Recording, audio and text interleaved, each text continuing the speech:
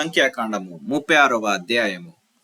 యోసేపు పుత్రుల వంశములలో మాకీరు కుమారుడను మనష్షే మనుమడైన గిలాదు యొక్క పుత్ర వంశముల పెద్దలు వచ్చి మోషే ఎదుటను ఇజ్రాయేలీయుల పితరుల కుటుంబముల ప్రధానుల ఎదుటను మాటలాడి ఇట్లనిరి, ఆ దేశమును వంతు చీట్లు చొప్పున ఇజ్రాయేలీయులకు స్వాస్థముగా ఇయ్యవలనని యెహోవా మా ఏలిన వానికి ఆజ్ఞాపించెను.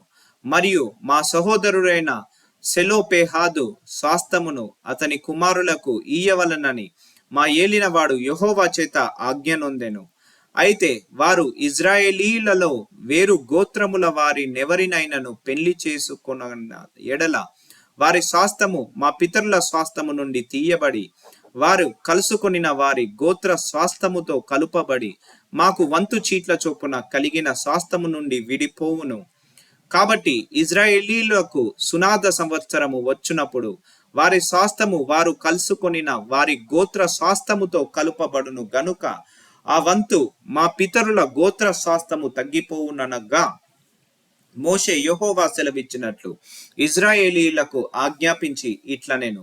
యోసేపు పుత్రుల గోత్రికులు చెప్పినది న్యాయమే.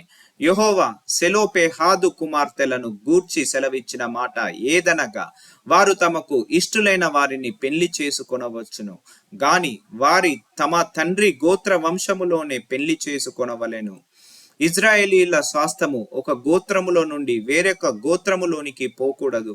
ఇజ్రాయేలీలలో ప్రతివాడును తన తన పితరుల గోత్ర స్వాస్థమును హత్తుకొని ఉండవలెను.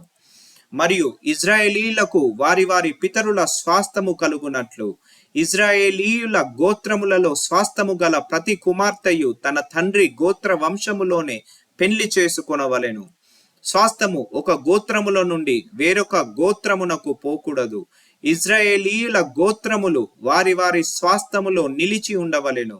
యెహోవా మోషేకు ఆజ్ఞాపించినట్లు సెలోపెహాదు కుమార్తెలు చేసిరి.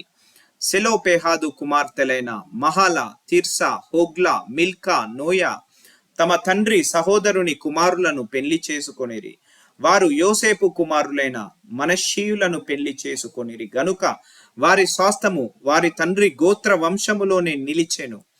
యెరికో యొద్ద యోర్దానుకు సమీపమైన మోయాబు మైదానములలో యెహోవా మోషే చేత ఇజ్రాయేలీలకు ఆజ్ఞాపించిన విధులను ఆజ్ఞలను ఇవే.